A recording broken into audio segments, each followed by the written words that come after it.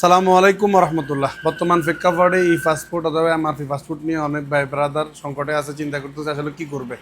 বর্তমান প্রেক্ষাপটে MRP fast food হইতেছে না, বিষয়টা হচ্ছে যে প্রিন্ট করতেছে না। ইউনিট সরকার এই জিনিসটা বন্ধ করে দিছে, কিন্তু যাদের পাসপোর্টের মেয়াদ আছে 2 বছর অথবা 3 বছর অথবা 5 বছর, তারা চাইলে আরও পরে ই পাসপোর্টের জন্য আবেদন করতে পারে।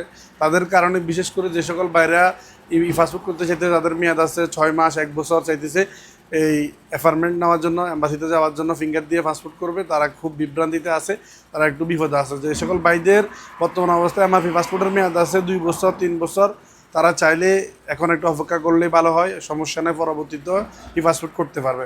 সকল ডকুমেন্টস এভিডেন্স ঠিকঠাক করে নিয়ে নিবে এর মধ্যে, যদি এর মধ্যে সব কিছু সম্পূর্ণ ইনশাআল্লাহ ই পাসপোর্ট করতে কোনো সমস্যা নাই। বর্তমান প্রেক্ষাপটে আপনারা টেনশন করার কিছু নাই, আপনারা চাইলে ছুটিতে যেতে পারবেন, আকামা করতে পারবেন, এ থেকে জেড সব কিছু সম্পূর্ণ করতে পারবেন। তদ্রূপ কোনো বিভ্রান্তি হওয়ার কোনো বিষয় নেই। আসসালামু আলাইকুম রহমতুল্লাহ।